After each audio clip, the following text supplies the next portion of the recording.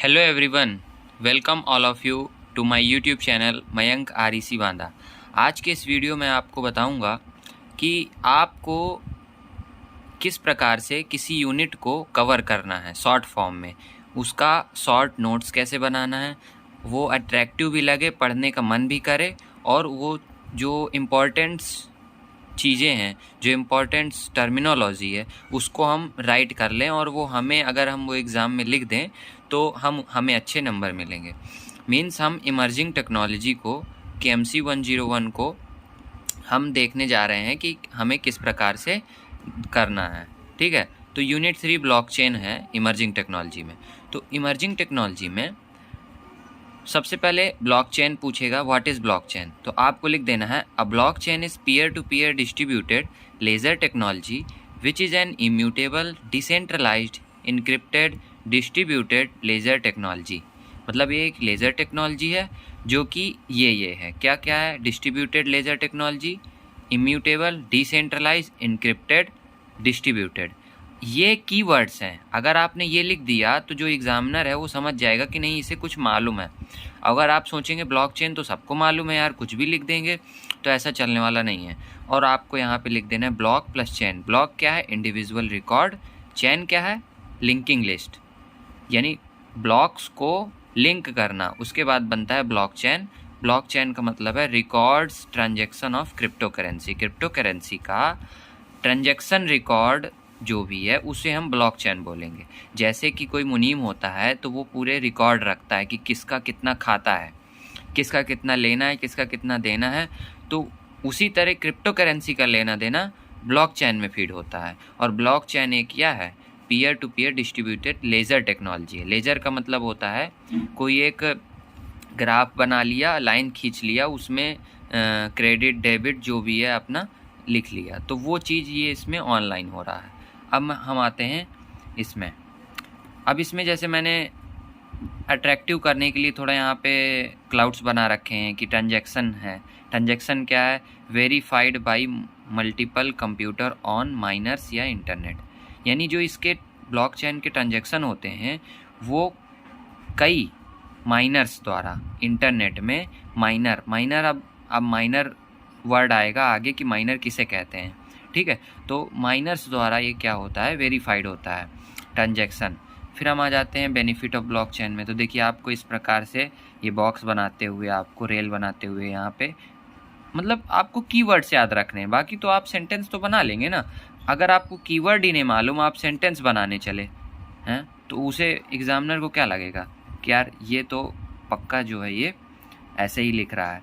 तो आपको बेनिफिट क्या लिखना है कि ये ओपन टू ऑल है, डिस्ट्रीब्यूटेड है, डिसेंट्रलाइज्ड है, इफ़िशिएंट है, परमानेंट है, यानी इसमें कोई छेड़छाड़ नहीं हो सकती, time saving, cost saving, tighter security. Security बहुत टाइट है, सिक्योर हो गया। मतलब इसीलिए आपने कभी कभी सुना होगा कि जो चुनाव वाली जो वोटिंग होती है, तो वोटिंग भी ब्लॉकचेन टेक्नोलॉजी से होनी चाहिए। तो ये क्योंकि ये सिक्योर होती है, इसमें कोई भी छेड़छाड़ नहीं की जा सकती है। तो इस प्रकार से मेरा बताना ये है कि आपको कुछ अट्रैक्टिव, आपको देखिए ब्लॉकचेन के कंटेंट क्या होते हैं, इसमें क्या क्या होता है। देखिए प्रीवियस हैश होता है, टाइम होता है और हैश होता है, यानी किस टाइम पे वो ब्लॉक क्रिएट किया गया है माइनर द्वारा। और प्रीवियस हैश क्या है, यानी जो वो पुराना ब्लॉक है जस्ट एडजेसेंट, उसका हैश क्या है। ये हैश है 1921, उसका हैश ये अपने प्रीवियस हैश के रूप में ब्लॉक रखेगा, और 1020 ये अपना हैश रखेगा और टाइम रखेगा। यानी ये एक ब्लॉक में ये चीज़ें होती हैं।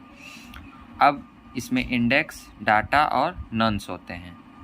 ठीक, अब ये देखिए 3 पिलर ऑफ ब्लॉकचेन। ब्लॉकचेन के 3 पिलर क्या हैं, तो देखिए यहाँ पर डिसेंट्रलाइजेशन, ट्रांसपेरेंसी और इम्यूटेबिलिटी। डिसेंट्रलाइजेशन का मीन्स क्या है, सीधे 2 पॉइंट्स में देख लीजिए कि everyone owns info not shared in one entity. यानी ये 2 वर्ड्स आप पढ़ लीजिए, सेंटेंसेस या फ्रेजेस कह लीजिए, तो आपको डिसेंट्रलाइजेशन का मतलब पता चल जाएगा। तो इस वीडियो में मैं आपको ब्लॉकचेन पढ़ा तो रहा हूँ, ठीक है, लेकिन मैं आपको एक शॉर्ट नोट बनाने की ट्रिक भी बता रहा हूँ कि आपको शॉर्ट नोट कैसे बनानी है, ताकि आप तुरंत पेपर के एक दिन पहले अच्छे से उसको पढ़ सकें। ट्रांसपेरेंसी क्या है, everyone have a copy of data. यानी सभी के पास डाटा की कॉपी है। अगर आप एक डाटा में छेड़छाड़ करते हैं या कुछ एडिट करते हैं तो जो बाकी माइनर्स हैं, जो बाकी यूजर्स हैं, उनके पास आप उनके डाटा को एडिट नहीं कर पाएंगे, इसलिए इसमें ट्रांसपेरेंसी है। Access to all the transaction, आप किसी भी ट्रांजैक्शन को एक्सेस कर सकते हैं। ट्रांसपेरेंट का मतलब क्या है कि आप कोई भी ट्रांजैक्शन को आप एक्सेस कर सकते हैं। अब ये third pillar immutability, one entered not tempered, यानी अगर एक बार आपने डाटा इंटर्ड कर दिया, एक बार आपने क्रेडिट डेबिट कर लिया कुछ, तो वो उसी तरह बना रहेगा, उसको कोई भी छेड़छाड़ या एडिट नहीं कर सकता है। ठीक, अब हम आ जाते हैं नेक्स्ट टॉपिक में, advantages of blockchain, disadvantages of current system. यानी अब देखिए यहाँ पर करंट सिस्टम जो भी वर्क कर रहा है ट्रांजैक्शन से रिलेटेड, लेजर से रिलेटेड, तो वो ब्लॉकचेन में अगर लेजर उसको सेव करेंगे, डाटा सेव करेंगे तो क्या होगा, और जो करंट सिस्टम है उसमें क्या होगा। देखिए फर्स्ट मैंने लिख रखा है यहाँ पर टाइम सेविंग, यहाँ पे ह्यूज टाइम वेटिंग, यानी आपने एक बार ट्रांजैक्शन किया नहीं कि तुरंत वो क्या हो जाता है, दूसरी जगह डेबिट, एक जगह डेबिट हुआ दूसरी जगह तुरंत क्रेडिट हो गया। वैसे ठीक है यूपीआई आ गया है तो वहाँ पर आपको टाइम ज़्यादा नहीं लगता है। अब यहाँ पे देखिए नो लिमिट, लिमिट नहीं है। अब यहाँ पे लिखा है देखिए cash used in low amount. अच्छा, जो करंट सिस्टम है यहाँ पर जो डिसएडवांटेज दिखाए जा रहे हैं, ब्लॉकचेन को कंपेयर किया जा रहा है, वो कैश सिस्टम से कंपेयर किया जा रहा है कि कैश कैसे जो है यूज कर रहे हैं, या हम जो अभी बैंकिंग सिस्टम यूज कर रहे हैं उससे रिलेट किया जा रहा है। तो यहाँ पे देखिए थर्ड पॉइंट है no need for third party verification, यहाँ पे need for third party verification. देखिए जैसे कि आप एसबीआई से, अभी आपने कॉलेज की फ़ीस जमा की होगी तो एसबीआई से आपने ट्रांसफ़र किया होगा पैसा, तो कहीं कहीं पैसा फंस जाता है, वो पूल में ही ऊपर क्लाउड में पड़ा रहता है, और जब तक जिसको आपने भेजा है सेकंड को उसके पास नहीं पहुंच पाता। फर्स्ट आप हैं, सेकंड जिसे आप भेज रहे हैं वो है, थर्ड पार्टी वेरिफिकेशन के लिए वो चला जाता है, इसलिए वो आपका टाइम लगता है। लेकिन यहाँ थर्ड पार्टी की ज़रूरत ही नहीं है, आपने यहाँ से डेबिट किया उधर तुरंत क्रेडिट हो जाएगा। Fourth point, fifth, six, seventh, इस तरह से कुछ पॉइंट है। उसके बाद आ जाते हैं हम क्रिप्टो करेंसी में। What is crypto currency? बिल्कुल सॉफ्ट सी चीज़, शॉर्ट सी चीज़ है, बिल्कुल आसान सी, कि crypto currency digital virtual currency है, इसे टेम्पर्ड नहीं किया जा सकता है, सिक्योर्ड बाई क्रिप्टोग्राफी। अच्छा, इसको सिक्योर किया जाता है क्रिप्टोग्राफी से, यानी जो इसकी स्टडी है, जो इसकी टेक्नोलॉजी है, उसे क्रिप्टोग्राफी कहेंगे। फिर ये electronic peer to peer currency है। फिर they don't have physical existence, यानी कोई करेंसी नहीं जिसे आप छू सकें। ठीक, like Bitcoin, Ripple, Litecoin, Libra, Bitcoin cash और चेन लिंक, ये कुछ क्या है क्रिप्टो करेंसी के एक प्रकार से कहा जाए कि जो अपने अभी एग्जिस्ट कर रही हैं क्रिप्टो करेंसी, उनके एग्जाम्पल्स हैं, है ना। आपने बिटकॉइन तो सुना ही होगा, ये लिब्रा, लिटकॉइन, रिपल ये भी होते हैं। ठीक है, अभी एक डोज कॉइन एक फेमस हुआ था अचानक। ठीक है, उसके बाद आ जाते हैं हम बिटकॉइन में।